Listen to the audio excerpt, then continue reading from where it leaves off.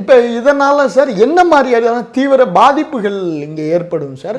பாகிஸ்தானுக்கு என்னென்ன பாதிப்பு சொல்கிறோமோ கிட்டத்தட்ட இங்கே இருக்கிறவங்களுக்கும் அந்த மாதிரியான பாதிப்புகள் நிகழ வாய்ப்பு இருக்குல்ல? கண்டிப்பாக. அது வந்து நம்மளுக்கு நீங்கள் எடுத்துக்கிட்டிங்கன்னா ஒவ்வொரு நாட்டுக்குமே போர் நடக்கக்கூடிய ஒவ்வொரு நாட்டும், ரஷ்யாவாக இருக்கட்டும், உக்ரைனாக இருக்கட்டும், ஓகே, இந்த நாடுகளுக்கு இடையே வந்து போர் நடந்தால் ஏற்படக்கூடிய பாதிப்புகள் வந்து அந்த நாட்டுடைய பொருளாதாரத்தை பாதிக்கும், அந்த நாட்டுடைய ஏற்றுமதி இறக்குமதியை பாதிக்கும், அந்த நாட்டுடைய மூவ்மெண்ட்டை பாதிக்கும், ஓகே, அந்த நாட்டுடைய எனர்ஜி கிரைசிஸை கிரியேட் பண்ணும், அந்த நாட்டுக்கு எனர்ஜி கிரைசிஸை கிரியேட் பண்ணும். அப்போ எனர்ஜி கிரைசிஸ் கிரியேட் பண்ணால் ஃபியூயல் ப்ராப்ளம் வரும், எனர்ஜி ப்ராப்ளம் வரும், இது எல்லாமே வரும். ஓகே, அந்த நாட்டினுடைய மிலிட்ரி அசட்டு காலியாகும், அந்த நாட்டினுடைய ஸ்ட்ராட்டஜிக் அசட்ஸ் காலியாகும், அந்த நாட்டினுடைய மக்கள் உயிரிழப்பு அதிகமாகும். ஓகே. ஸோ இத்தனையும் நடக்கும். ஓ, அப்போ போர் என்பதை தவிர்க்க வேண்டும். போர் என்பது எந்த பிரச்சனைக்கும் தீர்வாகாது. இது முதல்ல.